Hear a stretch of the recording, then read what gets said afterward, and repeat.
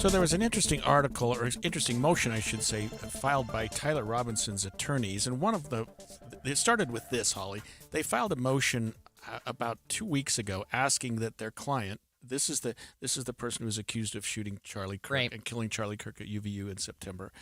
They filed a motion that he be allowed to appear in court under two circumstances. One, that he be allowed to wear street clothes, because right now he's wearing jail clothes. Right. So when he comes out to the courtroom and he sits in the courtroom, they want him to be wearing regular street clothes. And second, they don't want him shackled when he goes, so he can walk out of the holding cell, walk over to counsel table, sit down, and or just in like a suit everyone or something. else. Yeah. And that, of course, is done because of the perception that people have when they see somebody in jail clothes or with handcuffs. They think, well, they must have done something. I would say this: typically, we don't allow that for preliminary matters. Right. Typically, we save those two conditions for in the presence of the jury, and we're a long way from a jury trial. We're probably 2 years away from a jury trial. But you want the jury to see the person just as you and I are presented today. You know, street clothes, no shackles, nothing like that, because it sort of hurts the whole presumption of innocence thing if you're dressed like that. So they filed that motion, and the judge preliminarily granted it.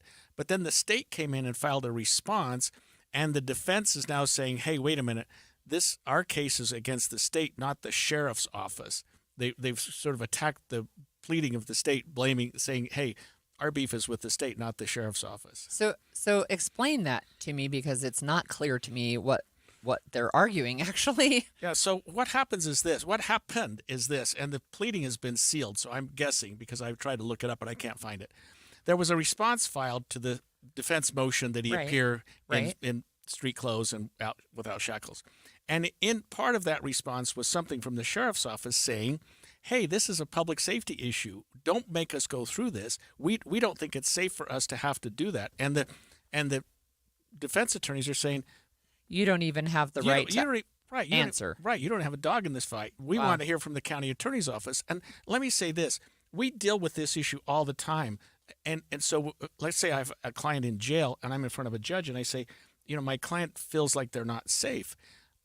The prosecuting attorney can't order the sheriff to move them to a different cell. Sure. Or let's say your client's got, needs a root canal. He's suffering. Yeah. The prosecuting attorney can't order that he see a dentist. So the jail does have tremendous authority and leeway in the handling of prisoners in the state of Utah, because that's what they do. Right.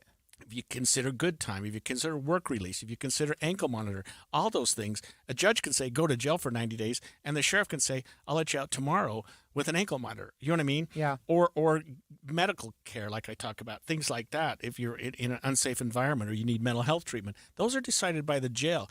So it doesn't surprise me that the state did file something from the sheriff's office saying, we think there's a public safety issue. Right. I'm a little surprised that the defense is now saying, hey, sheriff, you don't have any say in this, but I think the sheriff has a lot of say in how things are handled, especially when it deals with public safety. So if they're saying you shouldn't have responded, we want the judge to throw out this response, can now the county attorney's office respond and say the same thing? Then they'll have to, and do the exact same thing. And so the judge, I think, is scheduling some sort of a, in camera, which means in private hearing. He'll have a hearing where the public doesn't appear and is not familiar with what's going on. And maybe someone from the sheriff's office, maybe the sheriff, will come in and say, hey, don't make us do this. I mean, it's going to put the sheriff's deputies at risk. It's going to put others at risk. It'll put Tyler Robinson at risk. Right. Let's face it. Because in Utah County, unlike most counties, the jail and the court are not even in the same city. Yeah. I mean, you go to Davis County, there's a walkway between the jail and the court. And most every other county, Salt Lake and Utah, are different because they have jails. In Salt Lake, it's in South Salt Lake, and in 4th District, it's in Spanish Fork, where the courthouse is in Provo. There is one in Spanish Fork, but he'll be at the one in Provo. So they've got to get him out of the jail. They've got to put him on a bus. They've got to drive him from the jail to the courthouse on a day when everybody knows he's got court. Right. Anybody that wants to, and it's not like they're going to be driving an undercover Prius. I mean, they've got the Utah County Sheriff's Office van. Right. I've seen them. Yep. Right. Yeah. So, I mean, I think that the sheriff has every reason to feel like, whoa, this is going to be very uncomfortable for us. Maybe they move him 2 or 3 hours before court and just hold him in those little holding cells, which are awful, by the way. It's not someplace you want to hang out very long.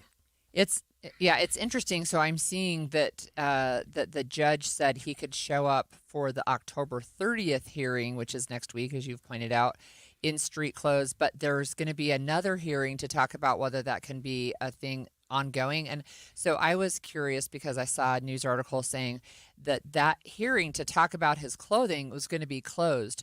But I think you helped me understand that it's probably because they have to talk about security measures. Right. And you don't want the world to know about that. If the security This is what the courtroom has in place. This is what we're going to do to make sure he's secure. We're going to drive this specific car. We're Right, going to leave at this this specific time. We're going to bring him down this sally port on this end of the courthouse. No.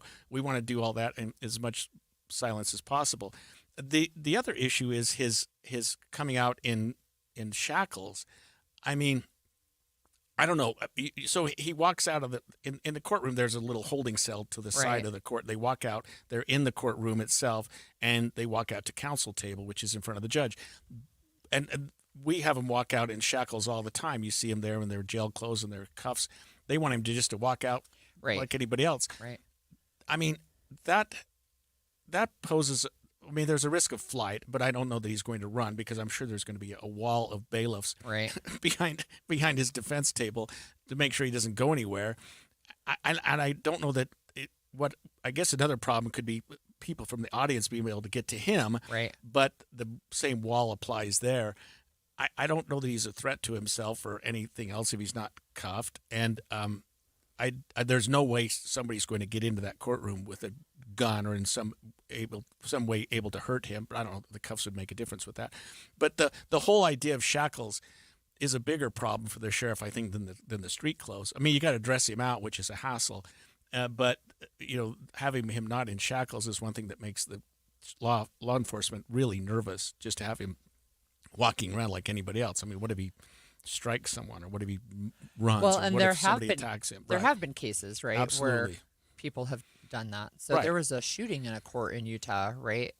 I think a bailiff was shot maybe by somebody who was and there was a federal judge. court hearing where a guy jumped out of the table and tried to stab the witness that was testifying against him. I mean, things like that can happen.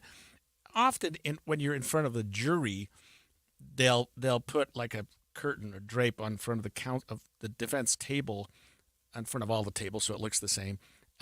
A sheet, if you will. So they're shackled, but you can't see it. And they're shackled at their ankles, so you can't see it. Their hands are on the table. They're writing down. They're talking to their attorney. They're wearing a nice shirt and tie, but they're not going anywhere because they're shackled, sometimes cuffed to the table itself. Right. We don't have a whole lot of time, but is there any speculation about Tyler Robinson being at risk from somebody wanting to assassinate him for what he did to Charlie Kirk, allegedly? But there's every indication of that. And that's another reason why I think the Utah County Sheriff's Office is on high alert. Yeah. He's probably in protective custody. He's probably alone. He's probably not with other inmates and in a place where he could be hurt, even by, I bet he's under 24-hour surveillance, too, just from the guards and other people. But, I mean, he's got to be a security nightmare for the sheriff. And the defense have arguably made that worse, or at least more difficult for the sheriff, by saying, hey, let him show up in court with street clothes and walk in with his sneakers like everybody else. And the sheriff's like, come on, I can only do so much. Yeah, interesting. I know I've seen online people who have saying just take him out and apply the death penalty right now. Yeah, which obviously we don't do in America. And he's going to get a fair trial. He's got good counsel. They've got good attorneys for the state, and it's going to go forward.